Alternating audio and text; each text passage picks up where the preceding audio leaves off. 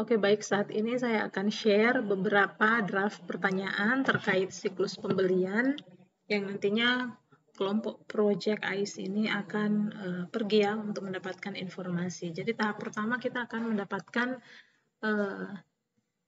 gambaran mengenai situasi bisnis proses dari perusahaan-perusahaan yang kalian jadikan objek untuk pembelajaran di lapangan. Dan kita akan mulai dari siklus pembelian. Kalau siklus pembelian kan interaksi perusahaan dengan supplier. Nah, ini kenapa saya namakan part 1, karena nanti akan berkembang setelah dapat feedback dari interview kalian itu atau pembelajaran kalian di lapangan.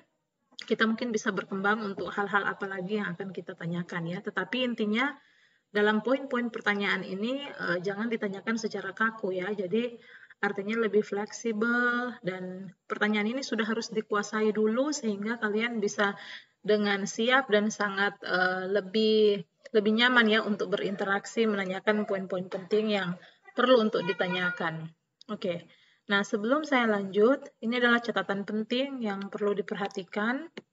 Ketika kalian pergi ke perusahaan ya atau berkomunikasi dengan owner atau berkomunikasi dengan pihak yang berwenang di perusahaan tersebut, pertama jangan bertanya sesuatu yang sifatnya konfidensial. Ingat, kita di sana itu hanya bertanya dan belajar mengenai bagaimana proses bisnis mereka. Dan mungkin ada beberapa hal yang agak lebih mengarah ke supaya kita bisa mendapatkan gambaran mengenai apakah mereka punya pencatatan keuangan itu sudah sampai di tahap mana ya, sehingga kita bisa melihat apakah ada gap dalam hal ini yang perlu kita pelajari dan kita bisa improve, dan siapa tahu ini akan juga bermanfaat bagi pihak perusahaan. Tapi di samping itu intinya adalah kalian yang akan mendapatkan pengalaman ini ya dalam rangka untuk pengembangan diri juga. Jadi hal-hal yang bersifat confidential, bersifat rahasia itu misalnya contoh, jangan tanya mengenai berapa omset perusahaan atau pendapatan perusahaan setiap bulan itu berapa misalnya, jangan ya tanya itu. Jangan juga tanya misalnya ini ada kue ini kira-kira resepnya bagaimana ya sampai enak begini. Nah, itu tidak boleh ya, rahasia perusahaan. Dan kemudian etisnya adalah tidak boleh mengambil gambar, video, atau foto selfie di lokasi perusahaan tanpa seizin dari pemilik perusahaan. Oke? Jadi perhatikan ini. Dalam berkomunikasi juga mungkin melalui chat atau Zoom, tolong perhatikan, mohon bersikap dengan baik, dengan sopan, dan dengan karakter yang bisa memberikan mereka kesan bahwa mereka itu senang dengan keberadaan kalian ya. Mereka itu punya sesuatu yang menarik untuk bisa disaksikan kepada orang lain ya. Jadi jaga nama baik ya, pintar-pintar membawa diri. Oke, sekarang kita kalau berbicara mengenai semua hal yang berhubungan dengan siklus pembelian, berarti kita berbicara interaksi perusahaan dengan supplier. Nah, kita mulai misalnya di bagian awal. Jika perusahaan memiliki kebutuhan, apakah itu bahan baku, barang jualan, equipment, supplies, atau apa saja kebutuhan di dalam perusahaan, biasanya itu disampaikan kepada siapa? Misalnya disampaikan kepada manajer, Pak, kita sudah kosong supplies atau suppliesnya tinggal sedikit. Atau kita punya LCD atau komputer sudah rusak. Nah, kita butuh beli misalnya laptop lagi. Itu disampaikan kepada siapa? Siapa yang menyampaikan kebutuhan tersebut? Jadi mekanismenya seperti apa? Kalau bahan baku habis, barang jualan habis, itu mau disampaikan kepada siapa? Biasanya yang akan menyampaikan itu yang kemudian menerima penyampaian tersebut itu biasanya tanggung jawabnya siapa? Apakah dia owner atau ada juga orang-orang yang diberikan mandat atau wewenang dari si owner itu untuk bisa handle hal tersebut. Nah, apakah ketika menyampaikan kebutuhan perusahaan tersebut dan kemudian misalnya di-approve, apakah ini didokumentasikan atau tidak? Didokumentasikan itu misalnya dicatat. Kalau dicatat, seperti apa pencatatannya? Apakah dalam buku atau mungkin mereka sudah catat dalam bentuk dokumen? Kalau dalam bentuk dokumen, tidak perlu tahu apa isinya, tetapi at least kalian kalau misalnya bisa tahu misalnya bentuk dokumennya itu apa semua data yang di-capture. Data yang di-capture itu maksudnya bukan realnya dalam konteks mereka punya data ya, artinya mereka itu ada catat tipe barang, quantity, ya seperti itu. Kemudian apakah ada beberapa kasus tertentu owner itu langsung yang nanti berinisiatif yang mengecek barang saja baru dia yang akan berinisiatif untuk berbelanja, atau mekanismenya seperti apa. Jadi intinya untuk bagian internal perusahaan, siapa yang initiate untuk memberitahu bahwa kebutuhan perusahaan ini semua yang perlu untuk dibeli, ya, dan bagaimana mekanismenya, apakah permintaan pembelian tersebut itu didokumentasikan atau tidak. Kemudian yang kedua, jika akan melakukan pembelian ke supplier, siapa yang akan pergi berbelanja? Seperti apa mekanisme cara pesan kepada supplier? Apakah pesanan ke supplier itu didokumentasikan atau tidak? Dan kalau didokumentasikan dalam cara seperti apa? Misalnya contoh, ini perusahaan semua pembelian ke supplier itu dicatat. Nah, cara pencatatannya itu dalam bentuk apa? Apakah catatan di buku? Seperti apa? Apa yang di-capture dari data penting? Apa yang diisi di situ? Misalnya, butuh nomor, nama supplier, tipe barang, jumlah, kalau ada keterangan diskon atau ongkir segala macam, atau dalam bentuk form ya, semacam dokumen. Seperti apa cara pencatatannya ya. Kemudian nomor 3, jika pembelian itu adalah pembelian cash ya, bagaimana mekanisme pengambilan uang? Kepada siapa mau ambil uang? Apakah ada mekanisme persetujuan di situ? Kalau misalnya contoh uang itu misalnya contoh tidak dipegang oleh owner dan sudah didelegasikan kepada seseorang yang dipercayakan. Apakah pengambilan uang tersebut didokumentasikan? Misalnya si A, dia ada ambil uang untuk kepentingan belanja ini. Apakah itu didokumentasikan atau tidak? Maksudnya apa yang membuktikan bahwa dia sudah ambil uangnya? Jadi dalam bentuk catatan seperti apa misalnya? Atau memang tidak ada? Kemudian yang keempat, ketika barang akan diterima di perusahaan, siapa yang bertugas dalam melakukan penerimaan? Nah, sekaligus juga untuk penyimpanan barang-barang tersebut, pengaturan di gudang. Itu siapa yang bertugas? Ya, bagian mana di perusahaan itu yang bertugas? Apakah setiap barang yang diterima itu didokumentasikan, dicatat, seperti apa cara pencatatannya? Ya, ini apakah ada dokumentasi setiap barang yang diterima dari suppliernya nih? Dari supplier, seperti apa teknik pencatatannya dan dalam bentuk seperti apa? Nah, sekarang untuk bagian gudang ya, apalagi ini berhubungan dengan inventory atau barang jualan. Bagaimana pengaturan barang di gudang? Siapa yang bertanggung jawab? Ya, apakah dalam pembelian kebutuhan perusahaan ada perusahaan yang menghendaki harus apakah dalam pembelian kebutuhan perusahaan ada supplier ya? Apakah ada supplier yang menghendaki harus bayar uang dulu? Ya, karena ini pasti kita ada maksud ya, kalau misalnya ada uang muka berarti kita akan kalau itu regular berarti kita harus maintain satu akun untuk mencatat pembayaran muka ya, uang muka pembelian. Nomor 7, apakah ada kemungkinan dalam transaksi pembelian perusahaan ini maksudnya perusahaan kita yang menanggung biaya ongkirnya ya. Kemudian barang seperti apa yang dibeli itu dikenakan pajak. Nah, kenakan pajak apa ya? Berapa persen misalnya? Nomor 9, jika pembelian itu dalam bentuk fixed asset. Fixed asset ini jelaskan, fixed asset ini adalah semua barang-barang yang tangible yang kita bisa lihat, pegang raba ya, yang biasanya masa penggunaannya itu lebih dari 1 tahun. Itu dibeli bukan untuk dijual, tapi itu dibeli untuk tujuan dipakai supaya pekerjaan menjadi lebih baik, operasional menjadi lebih baik ya, dalam rangka kemudian kedepannya akan mencari keuntungan ya. Contohnya apa? Contohnya gedung, contohnya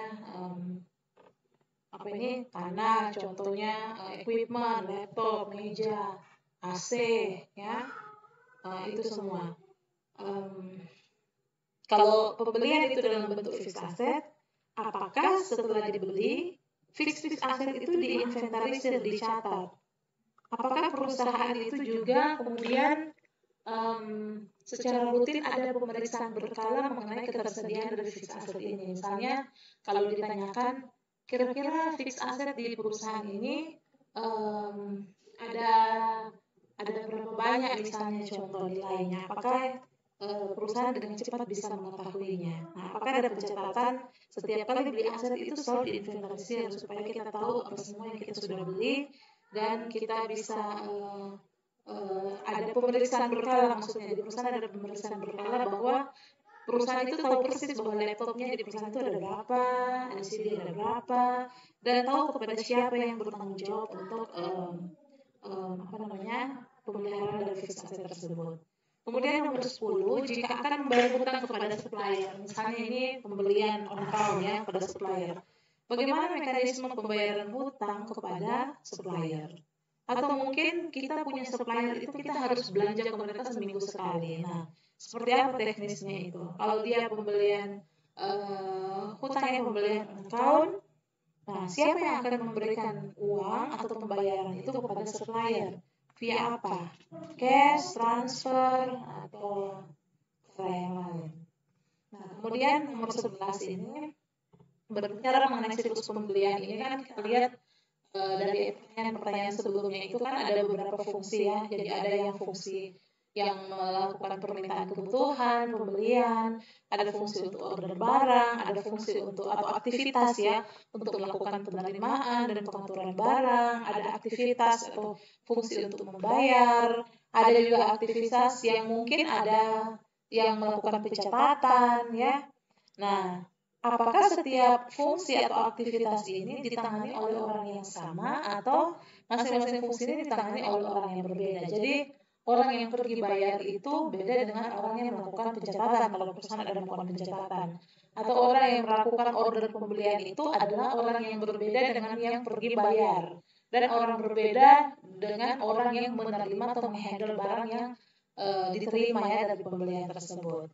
Jadi bagaimana mekanisme di perusahaan tersebut, apakah ada pemisahan tanggung jawab untuk setiap aktivitas-aktivitas tersebut atau mungkin ada rangkap ini ya, ada ada seperti merangkap tugas, jadi ada pekerjaan yang berhubungan itu kemudian ditangani oleh orang yang sama. Nah, seperti apa keadaan bisnis proses yang ada di situ? Kemudian yang ke-12, pada siklus pembelian, mulai dari melakukan permintaan pembelian hingga pembayaran ke pihak supplier, di bagian mana saja yang menurut perusahaan itu adalah bagian yang sangat krusial, yang si owner atau si manajer itu merasa bahwa di bagian itu tuh butuh pengontrolan ya.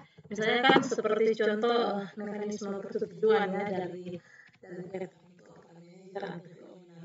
persetujuan itu apakah dinyatakan secara lisan atau didokumentasikan, dicatat. Nah, itu explain-nya lebih lanjut. Kemudian yang ke-13, apakah owner atau pihak yang berwenang dalam perusahaan bisa dengan cepat bisa memiliki informasi kalau misalnya ditanya atau owner itu butuh informasi, kita punya barang di gudang itu 1 bulan terakhir ini dia per akhir bulan ini ada berapa ya semua. Apakah owner atau manajer kalau dia butuh informasinya apakah dengan mudah informasi itu bisa cepat tersedia atau ada tapi harus tunggu karena menghitung lagi tunggu 2 minggu atau gimana. Kemudian yang ke-14, owner atau yang berwenang dalam perusahaan bisa dengan cepat memiliki informasi kalau ditanya misalnya 1 bulan ini kita sudah belanja apa semua. Apakah dengan cepat bisa dapat informasi tersebut atau tunggu ada waktu di mana orang yang menyiapkan itu perlu waktu untuk supaya bisa dapat info tentang ini. Kemudian jika ditanya berapa banyak fixed asset yang ada di perusahaan, atau kalau ditanya misalnya begini, ada misalnya situ komputer. Apakah ada catatan di perusahaan misalnya, oh waktu kita beli ini komputer, kita ada beli tanggal sekian, kemudian pertama kali digunakan tanggal sekian, itu cost-nya sekian, sudah tambah dengan ongkir yang kita tanggung sekian. Nah, apakah data seperti itu tuh tersedia? Apakah ada laporan catatan seperti itu? Kemudian yang ke-16, aset periode akan review berapa nilai dari setiap aset perusahaan. Misalnya contoh, saya ingin tahu aset-aset saya yang di perusahaan ini berapa banyak ya, atau dalam bentuk mata uang secara nilai itu saya tahu enggak persis totalnya berapa banyak. Apakah itu tersedia dengan cepat bisa dapat informasinya? Oke.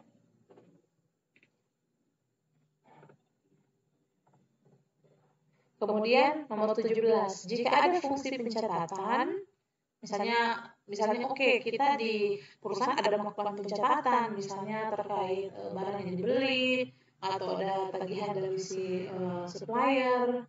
Apakah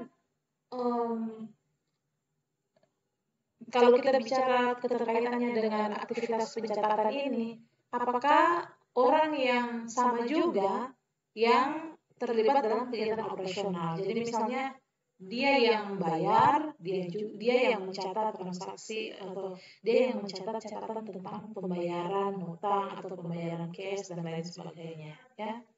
Apakah dari pihak supplier itu memberikan bukti tanda terima atas pembayaran kita, atau kita cukup puas dengan yang penting dari pihak kita itu sudah sudah ada bukti misalnya lewat transfer atau apa begitu tentang pembayaran kita ke supplier. Jadi intinya yang terakhir adalah ceritakan saja flow sistematis terlebih dalam proses untuk memperoleh bahan baku dan bahan kemas terkait dengan barang jualan. Nanti kalian bisa secara fleksibel bisa mengembangkan pertanyaan ini menjadi lebih detail, tetapi memperhatikan beberapa petunjuk yang saya sudah bilang di awal sebagai catatan penting. Nah, ini adalah part 1 di mana kalian akan pergi interview, dan ini akan ada beberapa part, mungkin setiap part itu ada 2 kali pertanyaan. Mohon saya dapat feedback dulu dari apa yang sudah kalian dapatkan dari hasil interview ini, sambil juga saya akan memberikan draft format ya, untuk bagaimana caranya kalian akan melaporkan itu untuk saya bisa mengerti apa yang terjadi ya di perusahaan tersebut, khususnya untuk bagian part 1 ini. Jika kalian ada pertanyaan, silakan chat saya di Teams ya. Semoga ini bermanfaat dan semoga proyeknya sukses ya. Tuhan berkati.